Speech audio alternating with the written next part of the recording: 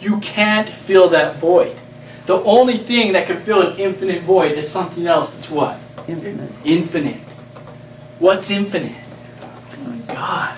Jesus. They live outside of time. They go on forever. They're eternal. God and Jesus. Jesus can fill that void because Jesus is infinite.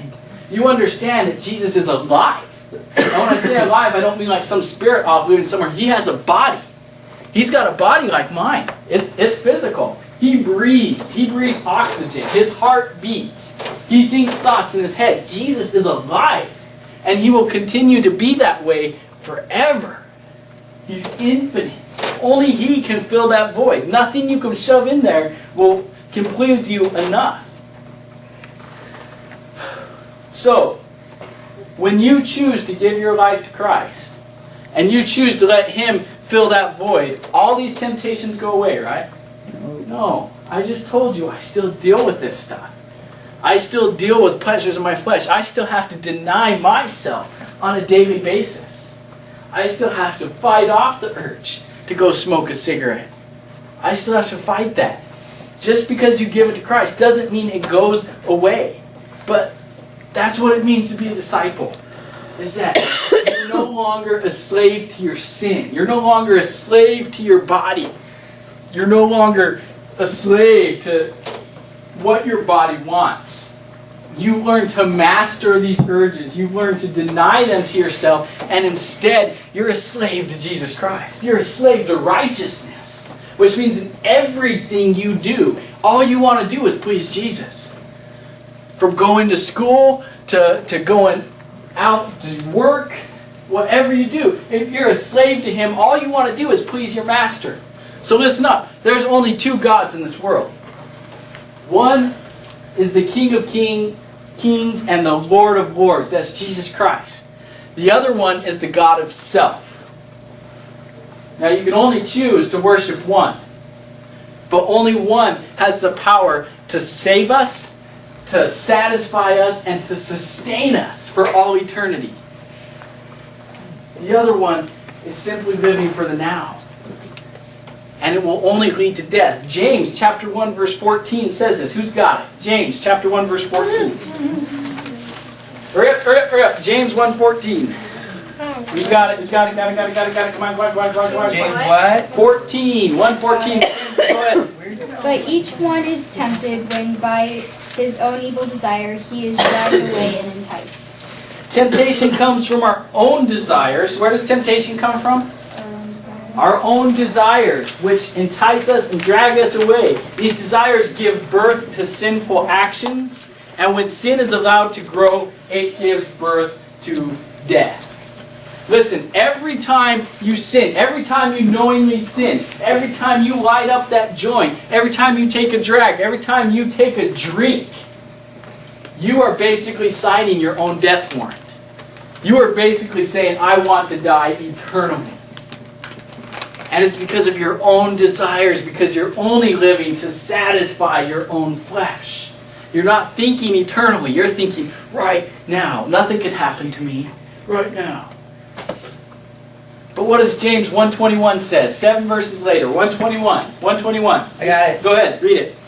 Therefore get rid of all moral filth and the evil that is so prevalent, and humbly accepted the word planted in you, which can save you. So get rid of all filth and evil in your lives and humbly accept the word of God, the word God has planted in your hearts, for it has the power to save your souls. Listen, living for yourself doesn't have the power.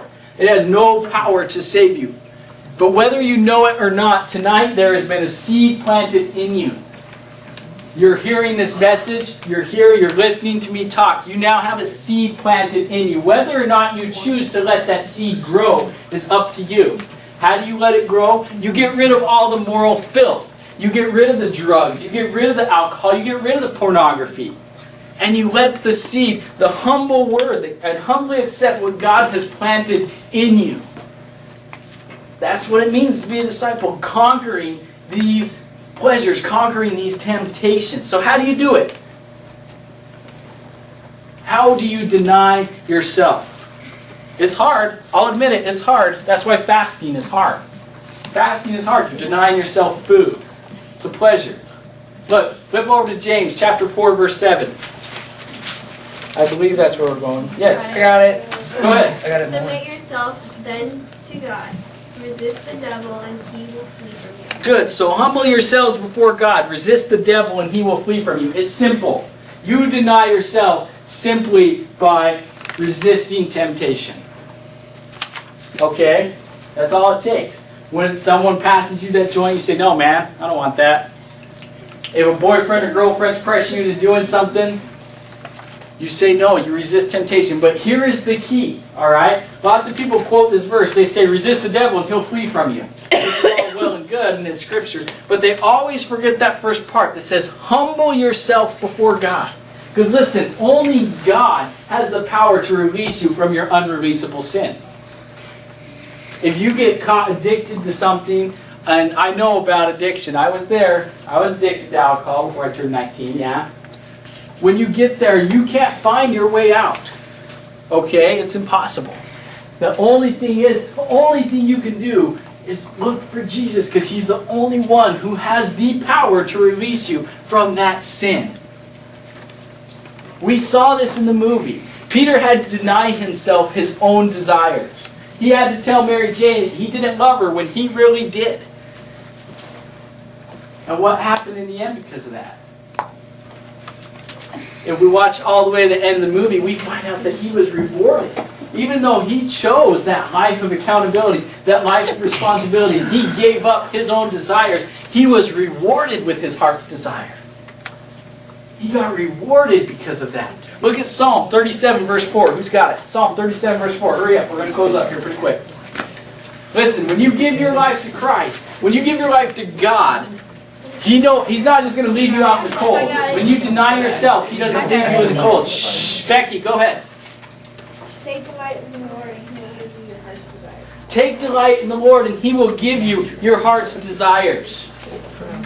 Take delight in the Lord and He will give you your heart's desires. When you deny yourself and you take delight in the Lord, He will give you your heart's desires. For Peter desired Mary Jane. Now, he chose to go a different route. He could have had her as Peter, but he knew he had to be Spider-Man. He chose that life. And he was rewarded. He was given his heart's desires. It's the same for you. So does that mean that if you live a life that's pleasing to God, God will give you that Ferrari you always wanted? Maybe. Let me tell you a story. I heard this story from Victor. He knew a guy, a pastor in Texas, right? It was his heart's desire he wanted a Ferrari. That's what he wanted. He would pray for a Ferrari. God, I'd like a Ferrari. He prayed for it. And he could have chosen to become a businessman, to become wealthy and paid for his own Ferrari. But instead, he went into ministry. A very low-paying job, by the way. He went into ministry to live a life that was pleasing to God. And he served God faithfully for years and years and years. And after years of ministering to people, somebody in his body gave him a Ferrari. Just gave it to him as a gift. Isn't that awesome? Listen to the rest of the story. He only drove that Ferrari for 2 days. You know what happened after that? No, he didn't wreck it. He sold it and bought 4 school buses so they could bring kids in from the cities to hear the gospel of Jesus Christ. See, when you truly delight yourself in the Lord and He gives you the desires of your heart, you're going to find that your desires are for what God desires. You want people to hear the message. He had always wanted that Ferrari, but when it came down to it, he denied it to himself so he could live a life that was pleasing to God. Being able to deny yourself pleasure is not easy. It's denying your flesh what it wants, what it cries out for. When you fast, it cries out for food. And it comes that moment where you're like, I need God more than I need food. Denying yourself that drugs or alcohol. It comes to that point where you just got to say, I need God more than I